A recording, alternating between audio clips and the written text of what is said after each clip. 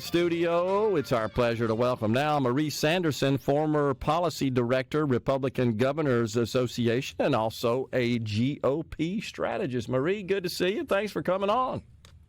Thank you. Good morning to you. Good to see you too. Well, we've been talking this morning about being 1 week out and tracking these polls. It certainly appears that Mr. Trump is in pretty favorable position. Certainly more so than 16 and 20 to the extent you could believe of those polls. But it's looking good right now. What do you think? Well, what I would say is I'd rather be Donald Trump right now than Harris heading into the final days of the election. The momentum appears to be on his side. But what we also told people is we're really dancing on the tip of a pin right now. When you say Trump has the lead, you're talking about 0.2 to 1 point. All of these states, and when I say states, I really mean swing states, are super tight. And so it really is one of the closest elections we've seen in a really long time. No doubt you've talked on your show about what matters to these voters, though. And again, when we get into that, we can explain what those issues are. But right now, again, what I said, I'd rather be Trump right now than Harris with 7 days to go. Yeah, and I think what Mr. Trump has done a good job, to your point there, what we've been talking about, is he has focused a great deal on what his plans are as president, what his policy plans are, been specific about that, and articulates that at virtually every event. She, on the other hand, the Democrats just seem to be further focused on identity politics and really just smearing Mr. Trump. I think you're right. That's a great point. And look no further than the issue of no taxes on tips, where she literally took his playbook and copied him on that issue. So again, it feels a little bit like she's sticking her finger in the air and trying to figure out which way the wind is blowing. But the reality is voters know what their life was like under President Trump, and they know what their life is like under Biden-Harris currently. And so as we move towards the end of the election, and there may be things you like and don't like about both candidates, you do know what your life was like under President Trump. And those two issues in particular that matter the most are the economy and immigration. And voters would rather have Trump lead on those issues in the next 4 years. Yeah, the latest polls I've seen, I'm sure you've seen them as well, when you poll voters about the specific issues, he's got a double-digit lead on both of those key priorities of immigration and the economy. The only issue that she leads on is abortion, and I just don't think that's really enough to swing the election. You're exactly right. You're a numbers guy, and you're seeing that data. The other thing we're seeing is the gender split. You are seeing a lot of women. You just mentioned reproductive rights, but I'm a pro-life woman. I am married, and I'm voting for President Trump. And so there are women who are cutting through the clutter and voting for President Trump. That is one of the issues I've taken on personally since the summer, is to educate women on why Trump is better for them. But we are seeing men and men across all demographics voting for President Trump this time. You look no further than the union vote, the fact that the unions declined to endorse Vice President Harris this time, and you're seeing the momentum with men in particular supporting President Trump as we head into the final days. In fact, you probably saw the report. A hot mic caught Kamala Harris and Governor Gretchen Whitmer of Michigan in a discussion at what appeared to be a bar. They both had a couple of beers in front of them. And Kamala Harris says, we got to do something about the men. We're not really appealing to the male vote. And that was on a hot mic. I just thought that was sort of interesting. That I think they were shocked to find out that was captured.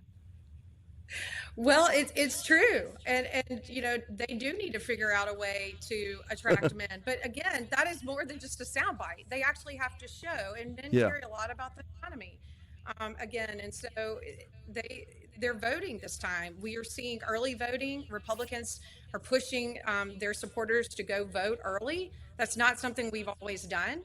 And so we're hopeful as we get to Election Day that Republicans in some of these swing states are banking the early vote more than we have in years past. Yeah. So, Marie, working with the Republican Governors Association, and Haley Barbour being a GOP strategist, et cetera. I'm sure you have some access, perhaps, to some so-called internal polls, right? Is there anything you can share with us about that? You and I can, of course, talk about the external polls. Anything you're hearing, seeing on the ground there internally? I would say that we're starting to feel real better, if you will, about Georgia, and the momentum that the President Trump is gaining in Georgia. We still have our eye on North Carolina, and are quite hopeful that he wins North Carolina. If President Trump wins North Carolina and wins Georgia early in the night, then he really needs one more state in that blue wall, if you will. If he could pull off Pennsylvania or Wisconsin or Michigan, then it's looking to be a really good night for President Trump. The Rust Belt looks, go ahead, I'm sorry. I was just going to say, I think we have to put Arizona in that mix as well. You got to carry Arizona in order to get to a point where you only need to pick off one of the three blue wall. But I'm with you. That's kind of the way I've seen it as well. That's right. Arizona is looking very promising for President Trump. In Nevada, we are seeing a lot of early voting in Nevada. That is one place where people are turning out. That's been publicly reported. And we suspect that's good for President Trump, given how much Republicans have been promoting go vote early. You could do that. Yeah. Yeah, it's good stuff. All right, so let's talk about the Senate and the House. Let's discuss the Senate first. That's looking promising for the Republicans that we may overtake the Democrats, take control of the Senate. That's right. Well, first, we have to obviously congratulate our own Senator Roger Wicker heading towards a victory and holding his seat. So that's great for the state and great for the majority. But then you're right. There are Republicans that are doing well in West Virginia. As you know, Democrat Senator from West Virginia, Senator Manchin, is stepping down, and Republicans will win that seat. We also are excited about the numbers we're seeing coming out of Montana, as well as Ohio. And so if President Trump does as well as we hope he does in Ohio on election night, we will probably elect a Republican in the Senate in Ohio, and that would be fantastic. Some of these other states, Republicans, go ahead. No, I was just going to say that'd give us both seats in Ohio, and we'd be done with Sherrod Brown, who's just not a good senator. That's exactly right. You're exactly right. But you know what, Gerard? We're playing offense in some states that we normally don't play offense. We're playing offense in Wisconsin and in Michigan right now. And the Democrats were attempting to play in Florida and Texas. You probably read a little bit about that. Senator Ted Cruz is going to be fine in Texas. But what we like to say, if the Democrats want to go spend money in Texas, please go ahead and do that. Yeah, even Chuck Schumer is allocating funds into Texas, and I think leaving some of these other states where he's got a lot better chance of maintaining his incumbent seat. It's kind of odd how their strategy there. Well, I think they are doing the same thing Republicans are doing. They're looking for a place to leverage the votes paired with what the top of the ticket may be doing, as well as trying to force us to spend in other places. The numbers that were publicly reported in Texas were tight for a while, and so maybe their plan was to try and make us go back and spend in Texas more than we had planned to spend in Texas. But seeing the Republicans play in Nevada and Michigan and Wisconsin, that's really exciting at this point in the election as we look at the map. We won't have another map like this on the Senate side for a long time. So if you're a Republican, we need to go really big on election night and win as many of those seats as we can. Yeah, you're right. I looked at it. It's a little more difficult in the next cycle for the Republicans in the Senate. This is the one we've really got to capitalize on. That's exactly right. It feels like we've just got better candidates, Marie, in these races in these states, in Pennsylvania, in Ohio, in Michigan, in Montana as well, because we've attempted to take down John Tester in Montana to no avail, but I feel like with Sheehy, we got a good chance here. You're exactly right, and I'm glad you raised this point. We fielded wonderful candidates this time. And talk about the House for a second. We are doing well in the House right now because the individuals that are running, the candidates that are running for those positions in the House are strong. They are individuals who want to go govern on day one. And that is going to help as we have tight elections on election night for I voters agree. to trust these candidates. They're good people. I agree. We got a break right here, but if you can hang around, we can continue this discussion a week out from the election. We got Marie Sanderson, GOP strategist. Stay with us. We're coming right back. We're visiting with Marie Sanderson, a GOP strategist. So, Marie, before we went to break, you were sharing your thoughts on the House races. That I'm a little bit more nervous about, I'll be honest, than I am the Senate races. Usually it's the other way around, and I think when all's said and done, if you had to choose between one or the other, of course we want both. We'd prefer to have the upper chamber. The Senate is just so much more consequential.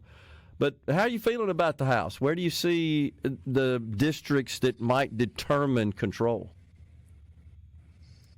Well, we simply have a harder map. We talked about the map on the earlier segment with the Senate. The House is just a harder map for us this year with the vulnerable members, as we like to call them. We just have more of them on our side this year. But if you look at the generic ballot, the head-to-head, our guys are doing just fine. So I think most of us believe that so the White House goes, so the House will go. So I think if President Trump has a big night, then I think Republicans keep the House. I think if President Harris or Vice President Harris wins, then I think you'll see the House flip. But I think Speaker Johnson is doing everything he can, like we said in the past, to have the right people at the right time running these races and are doing everything they can to push resources so they can get their message out. Yeah, and Mr. Trump also seems to have a bit of an affinity for Speaker of the House Mike Johnson. He's really praised him. He was present, I think, at the Madison Square Garden rally, and he pointed out, he recognized him and thinks he's doing a fantastic job. You just love to see a situation, Marie, wouldn't you, where you had Mike Johnson at the helm and the Speaker, you had control of the Senate. Still unclear who might emerge as the Senate Majority Leader should the Republicans take control. Looks like Rick Scott is making it known he's interested. John Toon, John Cornyn, those are kind of the top three. But, wow, it would just be so great to see that. And, of course, Mr. Trump in the White House, we could get a lot of stuff done. It would be fantastic. I am a big fan of Speaker Johnson. I've met him. I know you have too. He is a man of conviction. And comes from that. He went to LSU, our neighbor, and was involved in student government and kind of worked his way on up. He's a wonderful person, as is his wife. It would be great for us not to have any inter-party type politics to try and unseat him. They have set the elections, though, for the new speaker. I want to say it's November 13th, right after the election. Oh, so wow. I think my opinion is if Republicans win and Speaker Johnson prevails with the House, I think it'll be harder for some of these outliers to unseat him within the party. And you have some moderates and some of our more conservative members trying to make a play for Speaker. We'll see if that actually gets momentum. I think if Republicans lose the House, then that's when you see a lot more change, and he may have a harder time holding on to the gavel. On the C Spire text line, the election shouldn't be so hard. This is Johnny and Brandon to choose. Both candidates' administrations have served as president. Look at their history and reputation and cast your vote. Easy. This is a bit unusual, isn't it, Marie? Because we have two candidates, both of whom have experience at that level. So it's really unusual that you don't have a challenger against an incumbent or just two brand new candidates that have never served at that level of government. And so perhaps it does make it a little easier for voters to choose. I think the person who sent that text is on point. We know President Trump, and we know what his policies mean for the country. We know Vice President Harris, and we know what she will do for the country. We've been able to live this 4 years and 4 years. I think when you get into the weeds and you talk about policy, we talk about tax reform. I think you've talked about it on your show. Yeah, if a lot. President Trump is president again, then we're going to see a lot of the same tax policy moving forward. If we do not win the White House or the Senate, then you're going to see a lot of what he did 8 years ago unravel. And that will be that will not only have an impact on businesses, which the opposite side likes to talk about, but on families' paychecks. You will see that in families' bottom line if the White House is not won by Republicans to maintain that tax policy. We've tried to hammer that point as much as possible. It's so true, and right now it's not gaining a lot of attention. I think the average person on the street, is you would likely agree, doesn't know that the current tax structure in place is set to expire at the end of next year. I believe this is setting up to be perhaps one of the most epic debates in the history of the U.S. Congress. I really do. I think you're on point. I completely agree.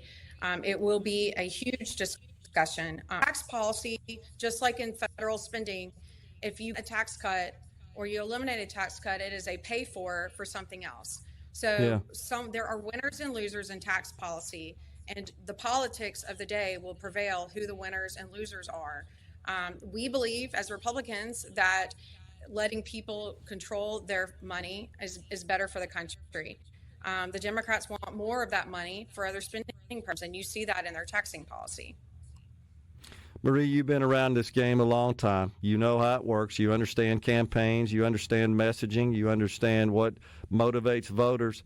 To a great extent, it's true as a candidate, you have to talk about things that you can't do just unilaterally as a president, but you still have to promote that as what you support, as your positions, as your ideas. But isn't it, I've always thought, just as important to get the right candidate elected to prevent, to serve as a block, as a guardrail from all hell breaking loose if the other side gets elected? I mean, Kamala Harris's tax policies would devastate this country. Absolutely. The president stops bad things from happening if the Congress is not made up of your party. And that's really important because let's say, for instance, President Trump has a good night and we also keep the Senate and maybe the House. Midterms are hard. History tells us that in a midterm, the party in control will lose power in Congress. And so it's so important for President Trump to be that backstop for the next 4 years. But the other side of the coin is, while they can't implement policy, they are the best messenger for what a policy is. And so having the president talk about conservative ideals, what they mean, is the best microphone we could ever have for our vision for the country. And you want that person to be on your side for the next 4 years. And to start whipping the vote in the respective chambers to get behind those policies. I mean, that's the way the lawmaking process is supposed to work.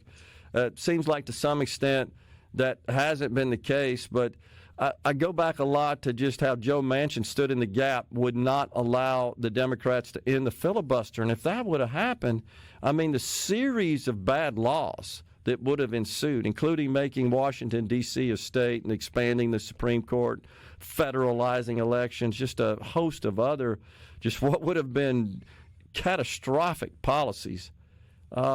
We got so close. Can you believe just how tenuous that was? We were really close. And the filibuster is important. So as you noted earlier, the upper chamber could really be deliberate about major policy changes for our country. It was put there for a reason. And Vice President Harris has campaigned that she wants to undo that, like you said. Yeah. That would be terrible for the country.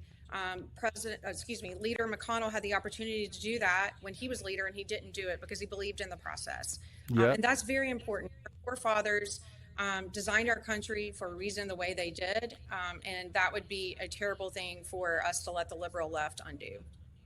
And then what happens, as you know, is because the Congress becomes really unable to do anything just because of the split and the difficulty there, then the agency complex takes over, the so-called swamp, as Mr. Trump calls it. Wow, this is what we got to rein in more than anything, and you need the president to do that because that's where they all report. That's exactly right. And President Trump has already talked about how well he understands that. He appointed Elon Musk as head of his efficiency council. That group will look through government and find ways to streamline government. This was an issue last time. The president was criticized for not having as many appointments, if you will. But what he was trying to do was limit the size of government, which was very smart, rather than hiring more and more people to go into these agencies. So he will have a plan. I would argue they're organized. They understand. This will be a very organized presidency from a policy standpoint. They've had some time to think about it. And we need that for our government after the last 4 years. And hopefully we can nominate cabinet secretaries that are truly qualified and just don't check identity boxes, because it feels like that's what we did in the last cycle with Joe Biden. I believe there will be very capable names put forward to be run these agencies for President Trump, and I think we'll see a lot of leadership step forward to do that. I do too. Marie, it's been an honor having you on the program. Really appreciate your insight. I'm sure we'll be talking to you some more soon. Thanks a lot. Take care. Thank you for having me. Have a great day. We're coming right back, folks, in the Element Wealth studio. Stay with us.